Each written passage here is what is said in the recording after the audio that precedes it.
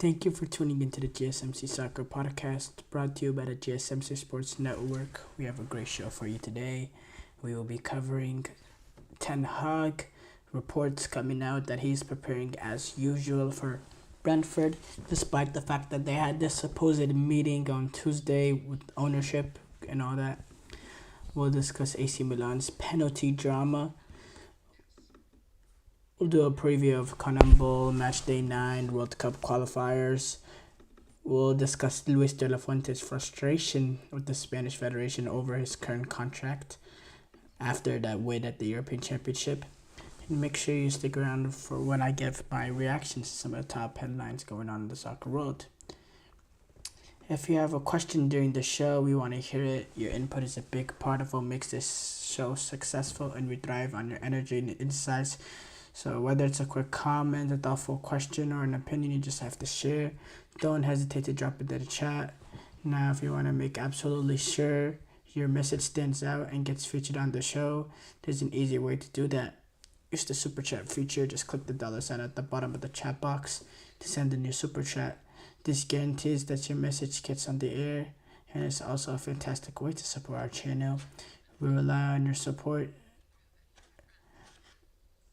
We rely on your support to keep bringing you the sports content you love, and we appreciate every bit of it. So go ahead, let us know what you're thinking. Hit that super chat button. Let's keep the show as interactive and exciting as possible. And if you prefer, you can also go to the GSMCpodcast.net to tip, donate, and leave a comment or question there. We couldn't do what we do without your amazing support, and we're so thankful to have you as part of our community.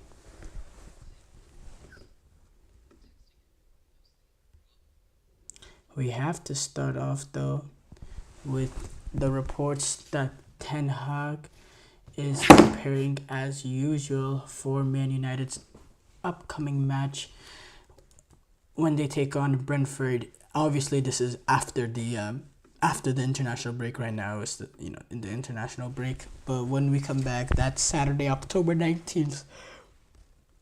So obviously not this Saturday, but the Saturday after.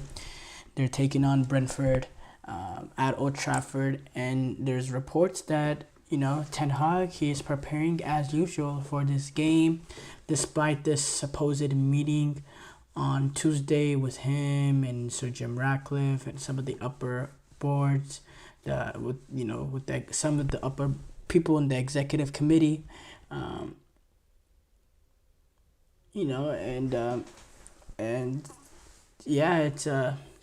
and we know the continuous uncertainty surrounding his position with the end of last season now carrying over to the start of this season. Some devastating results that United have suffered, losing to Liverpool 3-0, losing to Brighton, losing to Liverpool 3-0, having, their last, not winning a game in their last 5 games in all competitions, suffering that really bad loss to Tottenham, only getting 2 points from your first 2 Europa League games against Twente and Porto. It's really been a shocking start to the season. Manchester United are sitting right now through 7 games, 14th place in the Premier League with 2 wins from 7, with a -3 goal differential. They're just not good enough. Their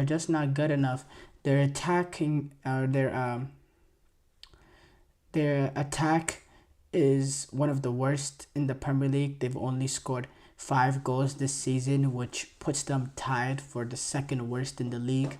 The only teams that have scored less goals than Man United, the only team that scored less goals than Man United this season is Southampton, who is this newly promoted side. They're sitting on one point from the first 7 games, only 1 draw and 6 losses. It's unbelievable. And United only have that's the only team United have scored more goals than. The attack has been lackluster. They've lacked that dynamism. They've lacked the goals, quite frankly. 5 goals in 7 games. It's just not to the standard of Man United. And And this team is just very, very below the standards. They're just not good enough, and it just seems like a never-ending cycle. And my thing is, what is it? What is it gonna take at this point? Then, if you're starting off, if you're through your first 7 games, and you only have 8 points, and you're sitting 14th, what does it really take for a manager to get fired? What does it take for Erik ten Hag to get fired? And Erik ten Hag, is he the main problem at United? No, United have had huge, huge, huge issues with the football club ever since Sir Alex Ferguson left, going all the way back. But at the same time, though, when you're trying to look at it from an objective point of view, even as a United fan, it's just not been good enough. What Ten Hag has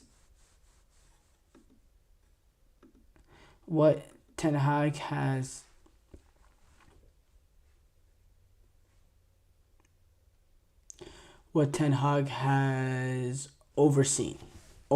It's just not been good enough. The way that they play, and the results is one thing, but the performances at the same time, they're bad as well. They're really bad. It's not just the results, it's the performances, it's the in-game decisions. It's some of the players that he brought in, his players. You're talking 100 million Anthony, you're talking Mason Mount, Eriksen, Onana. Players that he's had previous experience working with, or players that he wanted at the club that are not playing at the level. And then it's a combination of this. It's just everything surrounding the club is just toxic. It's toxic beyond analysis almost at this point. And you almost ask, if he was this close on the verge of being sacked at the end of last season, how can he, how does he survive finding himself 14th place through 7 games? And yes, he has won, the FA Cup and EFL Cup, and if you look at it from an objective point of view, that's pretty successful, because United, before that Carabao Cup that he won, not this past season, but the season before that, his first season, they were on a trophy drought for about, I believe it was since 2016 when they won the Europa League and Carabao Cup with Mourinho. They were on a massive trophy drought. So, and Andy Cole, he did come out saying, a little bit of backing for Erik ten Hag, saying Sir Alex Ferguson, the greatest manager in the club's history, didn't win a trophy in his first 3 years at Manchester United. Winning 2 cups in 2 seasons isn't easy to do, regardless of what others say. If it was easy to do, then everyone would. Yeah, I agree with that point too, but the cups now and the cups during Sir Alex Ferguson time is very, very different. Besides the Champions League, the FA Cup and EFL Cup doesn't have the same magnitude, it doesn't have the same intensity, especially from the bigger teams in the earlier rounds. So, but it is an achievement to win 2 trophies, especially when you look at what United have done the past few, with the trophy that they had.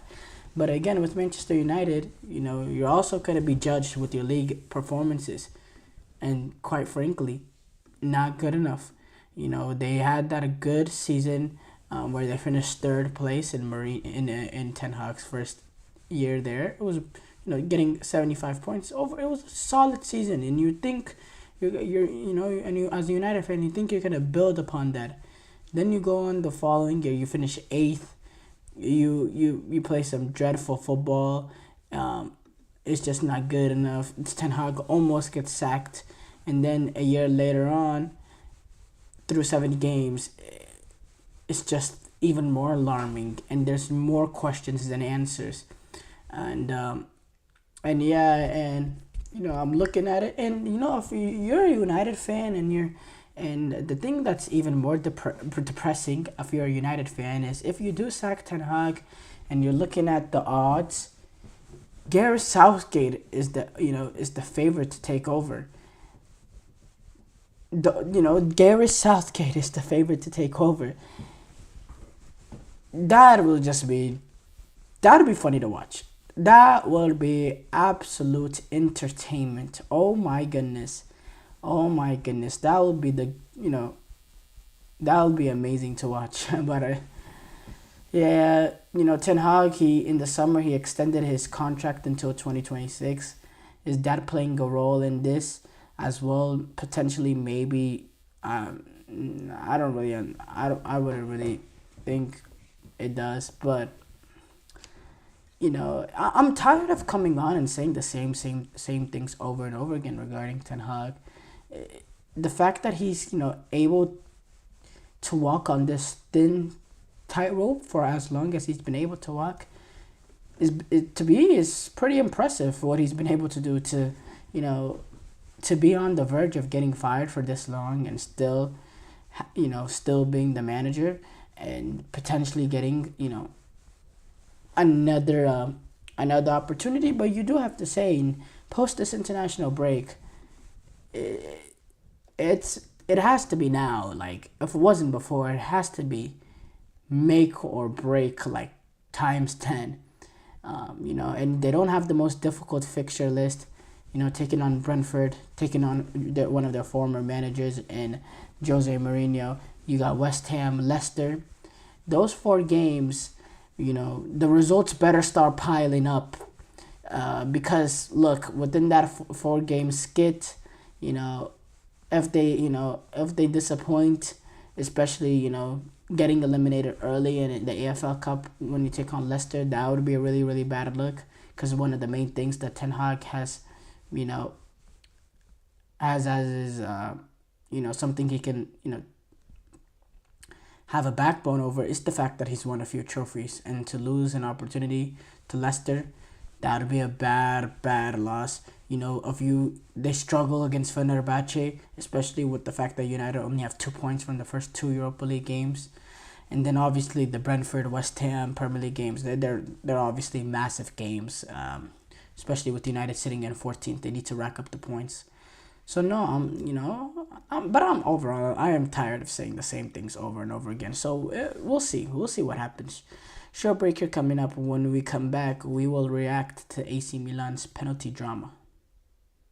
I feel like I'm losing my mind. Is everybody in the world blind? Please, Lord, give me a sign, a sign. I feel like I'm losing my mind. Is everybody in the world blind? Please, Lord, give me a sign, a sign. I wanna be the greatest. Everybody on the fake shit. I look around and feel like everybody is the fakest. I make this every day and I'm impatient, hoping one day I blow up from the basement. Statement, the top is so vacant. I don't hear shit that I think is amazing. Waiting for my day when I'm playing sold out shows for 1,000 faces. Hey, give me that crown, get in my way and to be put down. It ain't your place, all this my town. If I want that shit, then I'll get it right now. I'm losing it, the noose it fits. I'm losing shit, a stupid myth. You choose to live or choose to dip. You choose to fight or lose your grip and lose a gift. I feel like I'm losing my mind. Is everybody in the world blind? Please, Lord, give me a sign, a sign. I feel like I'm losing my mind. Is everybody in the world blind?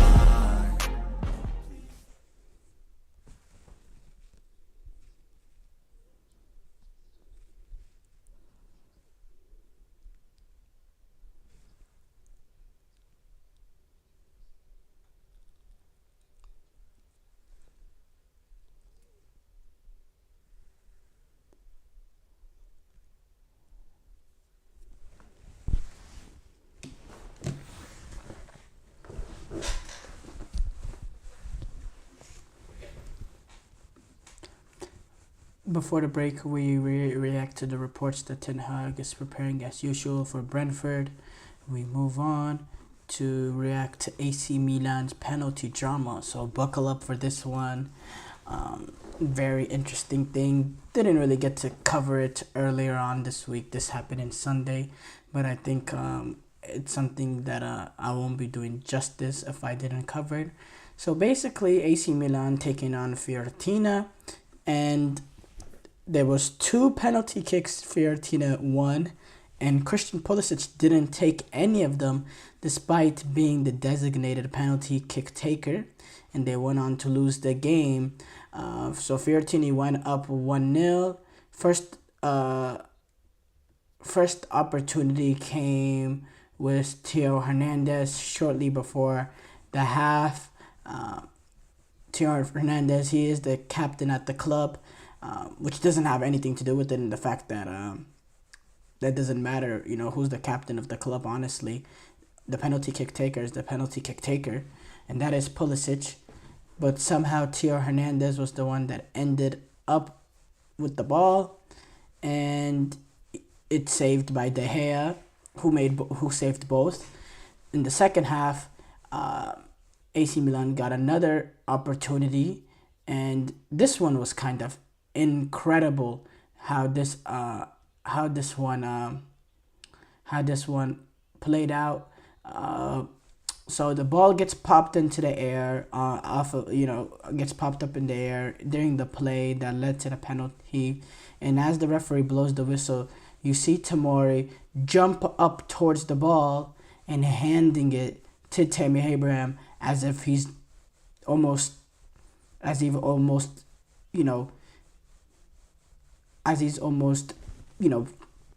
trying to make sure that Tammy Abraham is the one that takes that penalty. You see, we didn't see much from Pulisic's reaction in the first penalty kick incident, but this one you could see Pulisic trying to have a word. Obviously, Pulisic doesn't want to cause a scene or anything, but you could see Pulisic trying to have a word with Tammy Abraham, but Tammy Abraham ended up being the one who took it, and it got saved again. 2 saves, and AC Milan went on to equalize this in the 60th minute. Wonderful little half volley by Christian Pulisic. It was a sensational goal, I have to say. Sensational finish to make it a 1-1. Pulisic playing the best football of his career. What a player he is. He was able to equalize, make it 1-1. Fiorentina go on to win the game, actually, in the 72nd minute. They ended up winning the game with a winning goal from Gudmundsson, Albert Gudmundsson, and yeah, there was those shocking occurrences with 2 times in a row, they overlooked the penalty kick taker, some of the players on the pitch, and selfish moments leads to them wanting to take penalties. And Paulo Fonseca, he came out afterwards was expressing his frustration and his anger. He said, "Our designated penalty taker is Pulisic. I don't know why the players changed their minds. I have spoken to them and told them that this can't happen again." That for me, that's unbelievable. Number one, it's a lack of respect for your manager and the decision he made. Also, it's a lack of respect for Christian Pulisic, who is the penalty kick taker and who is having undeniably, out of all the AC Milan players, he's had the best season up to this point. In fact, he's been almost their saving grace, or else they'll really, be down there in the league table. He's been such an important part of this team with 6 goals so far.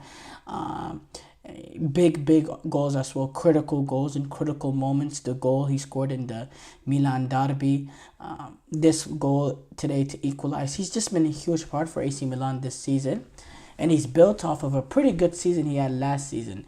And it's a disrespect to Christian Pulisic as well. I do wish Pulisic had a little bit more stubbornness in him, a little bit more of that. I don't know I'm trying to find the word that I can use on the show. A little, let's say, Mamba mentality in him, in which he, demands for especially like the first one. It's the captain that's wanting to take the penalty. maybe Pulisic is just because that's someone he's the captain, he's an experienced player at AC Milan, but the second one, especially seeing the first one being missed, if I'm Pulisic there, you have to go and almost demand for the ball, because at the end of the day, he is in the right. He is the designated penalty kick taker. So even if he's afraid about how it looks or blah, blah, blah, at the end of the day, he will be defended by the manager because he is the penalty kick taker. And where is the other leaders in that team? In that second occurrence, Theo Hernandez, why is he not stepping up? Even though he was part of the mishap in the first occurrence, he's the one that took the first penalty. Why is he not stepping in and getting the ball? Where's the leaders? Where's the leaders on the pitch? Alvaro Morata, I know he's just getting to AC Milan, but he's a 31-year-old, and I'm sure he knows who's the designated penalty kick taker. Where's the leadership? Tomori, he's one of these guys that have been at this club for a while now. So he has a good position in terms of the leadership of AC Milan. Not only did he not step in and be a leader in that situation, but he added fuel to the fire. He was the one that, in my opinion, he's just as involved in Tammy Abraham as he's the one jumping up in the air like a little kid at a candy shop, handing the ball off to Tammy Abraham. And I think he's just as culpable as Theo Hernandez and Tammy Abraham in this situation. Absolutely. With the way it played out, absolutely. And if I am Paulo Fonseca, I'm taking serious action. Serious action. Theo Hernandez, outstrip him. He's a captain. Depending on the situation, obviously. Because the Theo Hernandez one is a little bit unknown. Maybe he had the backing to take that penalty because, I don't know. Who knows? But if he did or didn't, if he didn't, and it was, he just wanted to take the penalty and it was a selfish moment, that's something you got to strip the captaincy away from him, because that's not a leader right there. And I think he should be omitted from the squad in the next game. By the way, Tammy Abraham, him at the same time, omitted from the squad from the next game. That cannot happen. By the way, this is a Tammy Abraham that is playing his first season at AC Milan. Pulisic has been here for 2 seasons now, so it's not like Abraham has a seniority over him. Tammy Abraham is playing his first season at AC Milan. He hasn't been quite frankly, he hasn't played that well for AC Milan as well. So far this season. Where did he get the guile to do something like that? He needs to be out of the squad for the next game. And Tomori, I'm stuck on this one. I think Tomori is almost even more responsible than Abraham and Hernandez, because him being sort of the neutral presence there, going up and almost backing, I don't know if they have some sort of friendship. They're both English. They both played for Chelsea together back in the Lampard days. And you can't remove Hernandez and Abraham for one game and, give Tomori more than one. I think that's a little not proper management. But I firmly believe Tomori is more responsible, and it's horrible what he did. Really, it's unacceptable, and I believe he definitely should not be in the squad for the next game. Because Paulo Fonseca, he cannot lose this team. He has to understand, he has to install discipline, and he has to have the authority, because the players, they don't respect his authority. So consequences need to come so that they can respect the authority of the manager, because this is a manager that right now, what we saw one time is one thing, 2 times overseeing the penalty kick taker, ignoring the designated penalty kick taker, it's disrespectful, and it's a lack of authority from the manager. It's a lack of authority from the manager, and the players have to suffer the consequences for it, so he can gain some of that authority back, and it can be a lesson to the rest of the players that witness this, that I am the manager, I am the boss, I am the one with full authority and autonomy from the football club. Everything comes with me, goes through me. So I think that's can be a huge thing for Paulo Fonseca to manage going forward, because this sort of situations cannot happen. They cannot happen. Short break here coming up. When we come back, we will do a preview of Colombo Matchday 9 World Cup qualifiers. Looking for your daily fix of sports talk without having to pay for it? GSMC Sports Network is available on YouTube. Just search GSMC Sports Network. Get your fix of daily sports talk shows on YouTube, absolutely free. NFL, college football, NBA, MLB, MMA, UFC, fantasy football, and so much more. GSMC Sports Network has shows running all day long, with new sports shows starting every 2 hours. Just like on your favorite cable sports channel, except GSMC Sports Network is absolutely free. Just search GSMC Sports Network on YouTube to catch one of your new favorite shows, like the GSMC College Football Podcast, Chip Shot Football Podcast, Hoops and Heels Women's Sports Podcast, GSMC Basketball Podcast, and so many more. Check it out for yourself. GSMC Sports Network, now available on YouTube absolutely free. Search GSMC Sports Network on YouTube right now.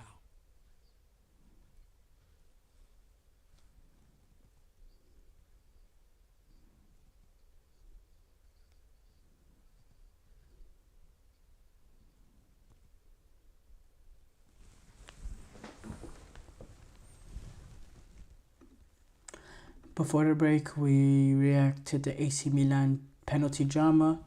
We move on to do a preview of Matchday 9 Colombo World Cup qualifiers. We're finally at the point after that last international window. We were halfway through the Colombo World Cup qualifiers. Now the second half of the Colombo World Cup qualifiers will begin, and interesting games going all around. First of all, Bolivia taking on Colombia. And there's an interesting element with this game. Colombia's manager, Nestor Lorenzo, has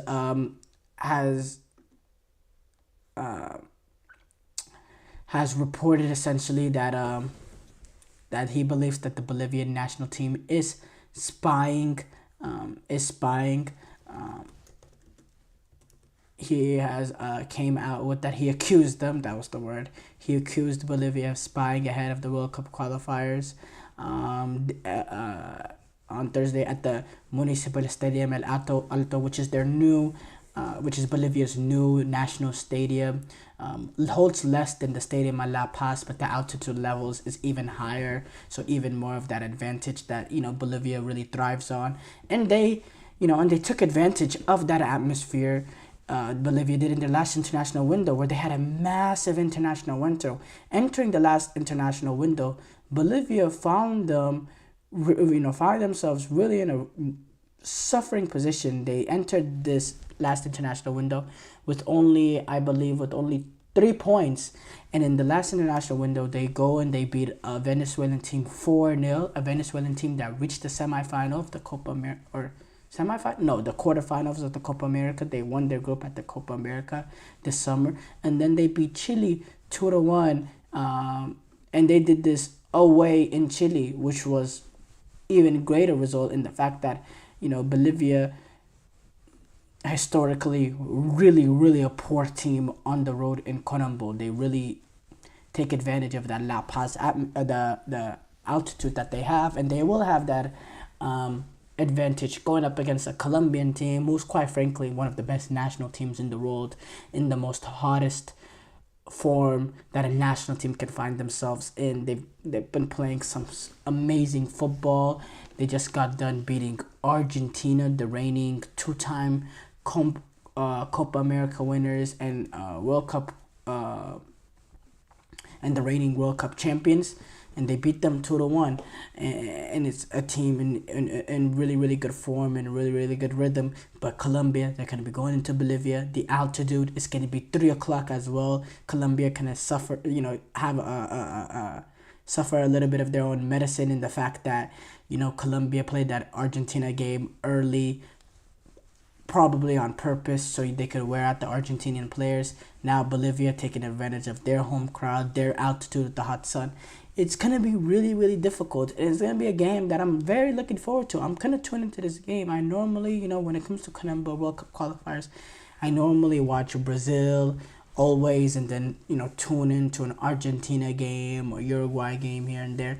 But I'm gonna tune into this one because I want to see how Colombia handle the atmosphere, the altitude, the heat in this high pressurized moment, and if Bolivia can continue on their momentum, because Bolivia, they find themselves 9 points tied with Paraguay, who's 7th, and they're only a point behind 5th place Brazil. Bolivia is. So because of last week's international window, you can have a really poor first 6 games, but in the last those two wins, puts them right back into the race to qualify for the World Cup, especially with this new expanded format. 6 teams in CONMEBOL automatically go through. 1 gets a interconfederation playoff opportunity. Right now, Bolivia find themselves tied for that position to go to the playoff, and they're only a point behind, team, 5th and 6th place, which will automatically get you to. So Bolivia are still in it, and they're right in the thick of it. So that's going to be an interesting game. There you have Ecuador taking on Paraguay. Paraguay find themselves sitting right now with 9 points, tied with sitting on 9 points, tied with Bolivia. Again, only a point behind Venezuela and Brazil. Speaking of Brazil, Paraguay had that big win at home over the Brazilian national team. They want to continue off that momentum. Ecuador, they find themselves sitting 4th place. But again, they're only a point ahead of Brazil, Venezuela, and 2 points ahead of Paraguay and Bolivia that find themselves 7th and 8th. So it's all congested in there. And these sort of results are important. Ecuador, they're going to be playing this game at home as well in Kyoto. They need to take advantage of these games. You don't want to slip up in these games with direct competitors, because Paraguay, they're sitting in 7th place, 3 spots below Ecuador, but there's only a 2-point difference. So Ecuador, with a poor window, they can find themselves from 4th to 8th like that. So they need to take advantage of these games. Big game between those two coming up. Venezuela take on Argentina. Argentina had that last game disappointing result to Colombia, but quite frankly, they still been the best team in CONMEBOL. They're sitting pretty at the top, 18 points, 2 clear of Colombia. They find themselves 8 points clear for Brazil. It's just Argentina. They have this consistency with Lionel Scaloni, the way that they play. They have an approach, a consistent approach to them. Not always the most pretty of football, but they always get it done. They're playing against, now they're going away though to Venezuela at the Monumental de Maturin in Maturin, Venezuela. Venezuela had a good Copa America, but not the best international window. They had a good point with Uruguay at home, in which they're difficult. Venezuela is a difficult outfit to take on at Venezuela. But when they went to Bolivia in that altitude, they got comfortably beaten 4-0. So I'd like to see how Venezuela bounce back from only getting 1 point in that last international window, now taking on Argentina and Paraguay. That's gonna be that's gonna be an interesting game, but honestly, these are all gonna be interesting games. These are all gonna be very interesting games. Brazil take on Chile. Quite frankly, Chile is a bottom feeder right now in CONMEBOL World Cup qualifiers, and CONMEBOL in general. Chile is just not good enough. They're not at that level. They're way too old, and they're the worst team in CONMEBOL, if not the worst. They're really close to Peru, who's one of those two teams. They're just both god awful, and in Brazil, not at their most brightest moment in terms of Brazilian footballing history. Not the best moment for them, but Brazil just has too much talent. They're much better, even though it's going away to Chile. Look, if Brazil get anything less than a comfortable victory in this game, serious questions need to be asked about Dorviel Jr. And if you're not taking care of these games, then serious questions needs to be asked about Brazil's World Cup hopes. Because they only find themselves 2 points away from being in a position where they don't qualify, and everything is that tightly congested. So you got to take advantage of the Chile and the Perus, who are Brazil's next 2 games in this window. It's almost comes at a perfect point for them to start building some momentum with getting the likes of Neymar back and build some momentum. So important game coming up for Brazil. Similar story with Uruguay and the fact that you're going up against a Peru team that's lack quality. Yes, Peru is at home, but Peru's the team on the bottom of CONMEBOL World Cup qualifiers. This game will be in Lima, but again, Uruguay just has too much quality, and we know the drama surrounding Uruguay now with Marcelo Bielsa. I'd like to see how everything shapes out in this international window. Short break here coming up. When we come back, we will react to Luis de la Fuente's frustration with the Spanish Federation over his contract.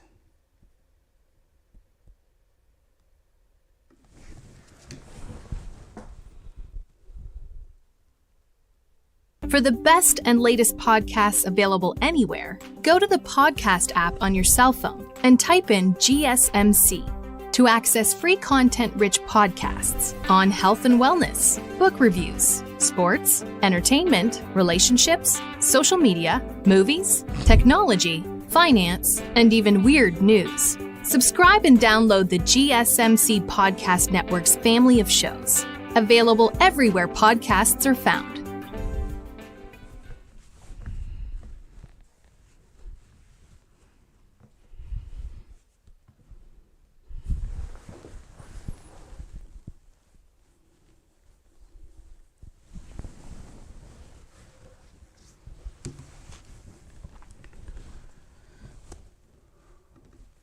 Before the break, we did a preview of CONMEBOL Matchday 9 World Cup qualifiers. We move on to react to Luis de la Fuente's frustration with the Spanish Federation over his contract. So, yeah, this was a little bit surprising in how vehement he was, Luis de la Fuente, how clear and forward he was about his opinion. First of all, Luis de la Fuente, he is a new manager in terms of the international, in terms of not international, but in terms of this, Spanish, managing the Spanish national team. He came in 2022 after the point or the end of 2022 after Luis Enrique left Spain. Really, he came in 2023. The World Cup finished in December of 2022. So he really came in 2023, managed his first games in 2023. And he's been involved with the Spanish youth ranks and all that. But yes, he's a new manager in terms of the senior international level. But he's not a young manager. This is a 63-year-old. So, he has some wisdom with everything that he says and his approach to things. And yeah, he just came out and he was very clear and front forward about his contract and his salary and all that. De La Fuente said, it is not normal for a European champion to be without a contract. I don't know if the same thing would have happened with Luis Enrique. For me, it is not normal for a European champion to be out of contract. I have had offers as usual. What is not normal is that the reigning European champions, I don't know if it has ever happened in history, are without a contract. I have the same conditions as when I was promoted from the U21s. It would have been fair if he had signed the contract already. Spain, they're getting ready to play Denmark and Serbia in the Nations League in this international window. But yeah, honestly, that is a little bit shocking to me with, first of all, how clear and forward he was and how open and willing he was to talk about his federation that employs him. And And maybe he's doing this based on, and obviously he has leverage. He won a European Championship with Spain, and in my opinion, he doesn't get the respect for the way that they played. Having that, having a good, a good variety in terms of being able to control the game, play tiki-taka, but also being a little bit more direct with Nico Williams and Lamine Yamal, and getting these young guys and putting them, not a lot of Spanish national team managers would have played Cucurella and started him over the likes of a Grimaldo, but Cucurella, he was the left back of the tournament, but I believe so. He made some very important decisions. He had trust in players like Lamine Yamal, like Nico Williams, like Alvaro Morata, who did the job for them. He had very good in-game adjustments, substitutions, tactical adjustments. He wasn't outmanaged in any game. In fact, I believe he managed the tournament really, really well. He was, the first two games, they won in pretty comfortable fashion. He was able in that third game to rest all his players. Every decision he made was completely spot on. So, my thing is, and, Spanish Federation right now, they're in a weak point because last time I checked, they don't even have a president with everything that's been going on. You go back to the Rubiales and the incident with the Women's World Cup team. And then on top of that, there was the other president. Pedro Rocha, he was suspended in July by the Spanish Sports Council for 2 years due to a serious infraction. So they're in a FA crisis, and maybe that has had something to do with it, them not really getting to the agenda of Luis Enrique. Maybe that has an element to, not Luis Enrique, Luis de la Fuente. Maybe that has something to do with it. But again, you have to take care of the manager that won you a European Championship. I mean, it's ridiculous. That has to be priority number one. It has to be priority number one, especially this is one of your own. This is someone that came up the ranks, that worked his way up, that is, 60, that when he was 61, he finally got his first opportunity to be the international team manager. And in this first go at it in a major international tournament, he wins it. This is a Spanish national team that hasn't won an international tournament now before this European Championship in 12 years. He wins it. He plays some really, really good football.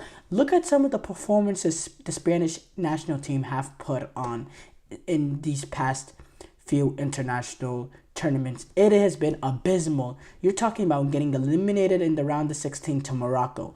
You're talking, they had a decent European Championship in 2021, in which they really got lucky when they got past Croatia and Switzerland to reach that semifinal. But that's not near there. That was a decent run. By the way, in the group stages, they were poor. They drew their first two games against Sweden and Poland. But let's just say, okay, that was a decent international tournament. You go back then, you got the eliminated in the round of 16 to Russia in 2018. In 2016, you get eliminated in the round of 16 to Italy. In 2014, you get eliminated in the group stages. Since that European Championship win in 2012, the Spanish national team has not had much success at major international tournaments.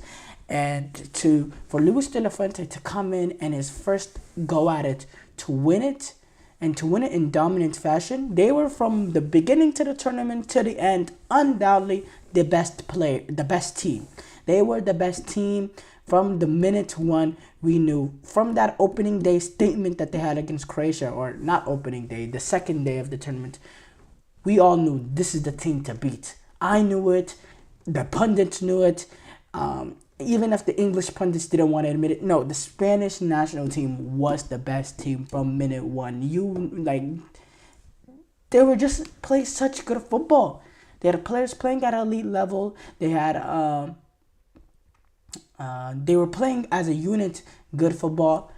So for me, they have to. The Spanish Federation, they need to address this, and the fact that it's gotten to the point that Luis de la Fuente is having to come out and say something so public about it, probably shows that it's been a frustration journey over him over the past few months. And there was a little bit of reports of offers after the European Championship win. That I heard a little bit of reports saying the U.S. men's national team, there was some interest between the sides. Well, let's be real. Luis de la Fuente, he was not going to leave the Spanish national team for the U.S. men's national team. That was never going to happen. Let's get back to reality.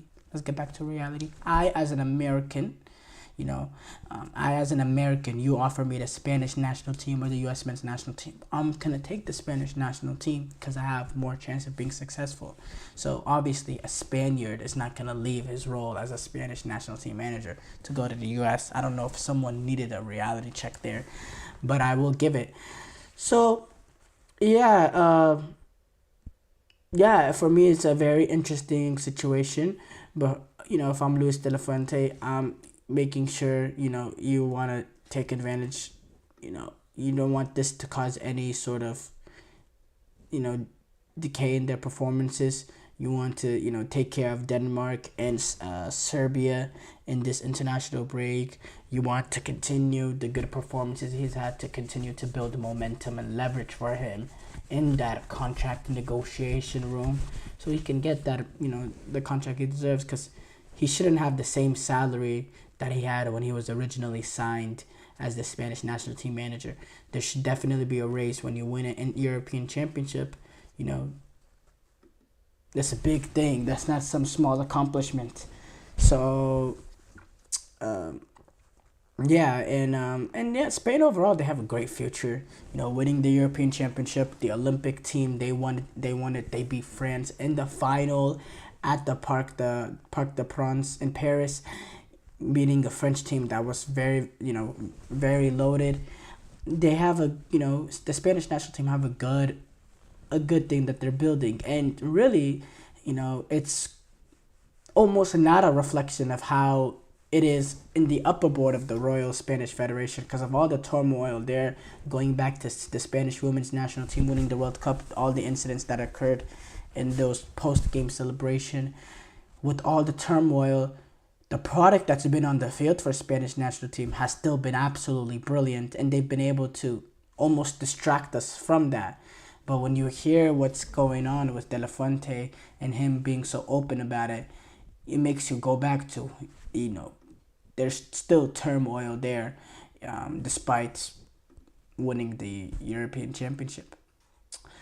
But we're going to take a short break here. When we come back, we'll react to some of the top soccer headlines.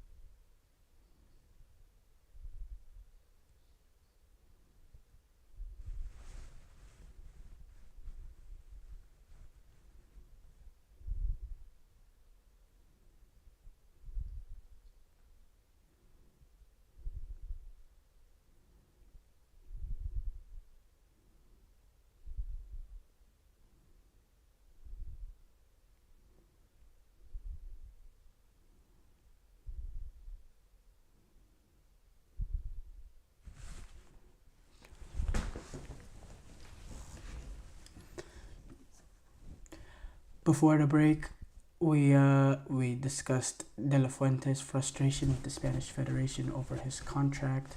We move on to react to some of the top headlines, and we have to start off with Cole Palmer.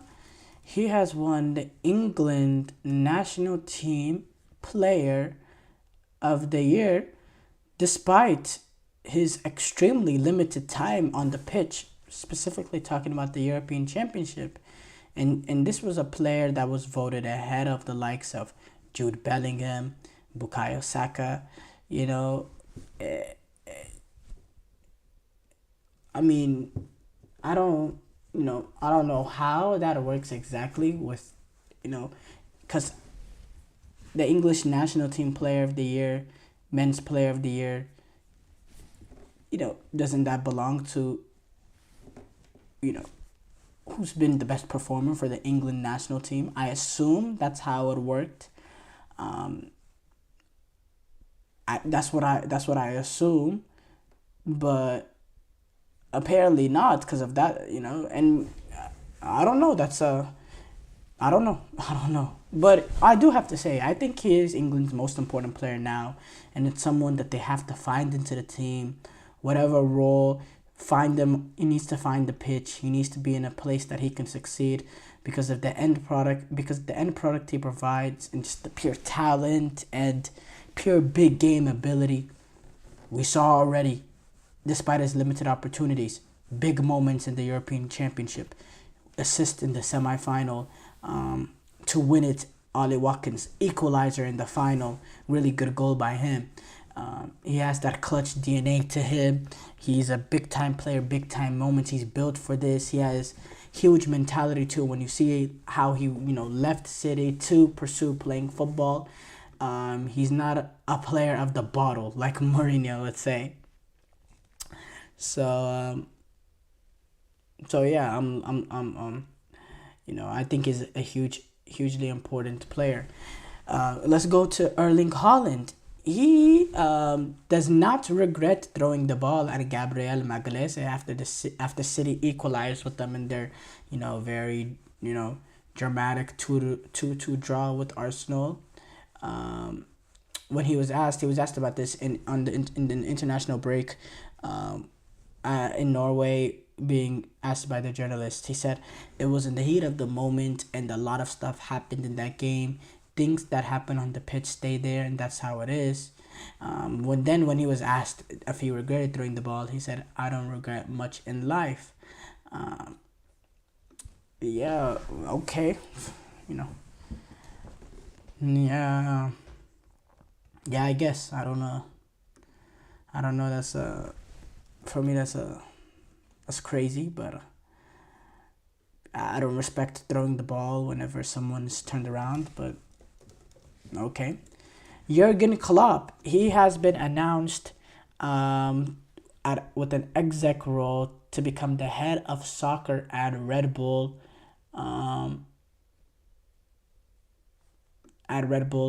We know Red Bull, they have the energy drink manufacturer, have a lot of clubs, Leipzig, Salzburg, Red Bull, New York Red Bull.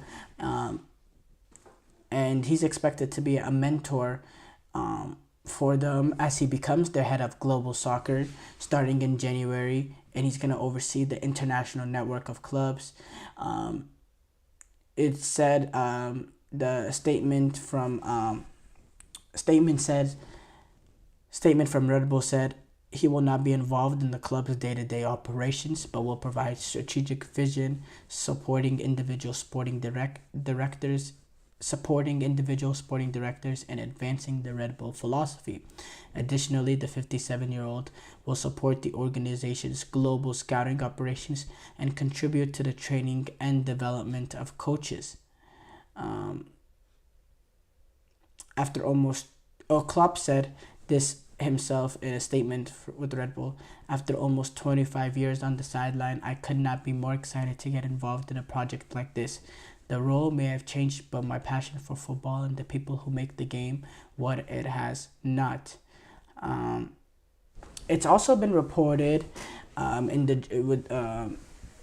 the German Sky Sports reported, Sky Sports Germany, that Klopp actually has a clause in that contract that will allow him to be available for the German national team job if it becomes available. We know Nagelsmann, he is the current coach for them, and he'll more likely than not, or he has a contract through the 2026 World Cup, and he will more likely not be the manager through there. And we assume that Nagelsmann after is gonna want to go back into the club scene, back into managing day to day for a club, and maybe it seems like Jurgen Klopp likes the idea of not having to do day-to-day, be involved, but still be involved in football. For me, international management could be perfect for him, especially managing your home country, a German national team now that's getting back to, the previous, great German national teams. I could see that be a really, really good role for Jurgen Klinsmann, because I do want to see Jurgen Klinsmann continue to manage. He's a big character, and in a good way, not in a bad way, in a good way, a positive character. I enjoy watching his teams play football. I enjoy just his presence, watching a Jurgen Klopp team. So I do hope that there is a time that he does go and manage Germany, because I don't want this to be the end of, because we're not going to get to see a Klopp managed team with this Red Bull thing. It's just sort of an executive thing. I don't even know exactly what it is, but there is some Dortmund fans who are a little riled by this. Klopp, he was the manager for Borussia Dortmund, and his reputation amongst some Dortmund fans is taking a little bit of a hit, because of his appointment as the head of global soccer at Red Bull. Red Bull does own RB Leipzig, who is a main competitor for Borussia Dortmund, and also there is that criticism regarding Leipzig with the 50+1 rule, with how teams are managed, essentially fans owning the majority of shares, and other people have believed that Leipzig has exploited that system, and I've gotten around that by not naming. By stating teams must not be named after the sponsors, by officially calling the club Rasenball Sports Leipzig instead of Red Bull Leipzig. And there's a lot of things there. And Dortmund have been hugely critical over Leipzig as well. But I don't, that's an even longer story that, quite frankly, we don't have time to cover in the segment. Maybe later on. Alisson, he's gonna be out for 6 weeks with a hamstring injury. That's a big loss for Liverpool. Now Keller, he's a really, really good number 2. So obviously, it's not the biggest deal. You would think if Liverpool knew this before the season, maybe they would have tried to keep Mamardashvi, who they loaned after they signed him. They loaned him back to Girona, to Valencia.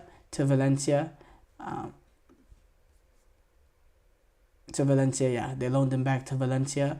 So it's important, because I think Liverpool right now, I legitimately think they are going to be in a title race, and with the title race with cities nowadays, every drop point matters. So could this be a difference maker? I think it can, because Keller, he's a really, really good goalkeeper, but he's not on the level of Alisson, and it only takes that one mistake, and it could completely shake it up for Liverpool.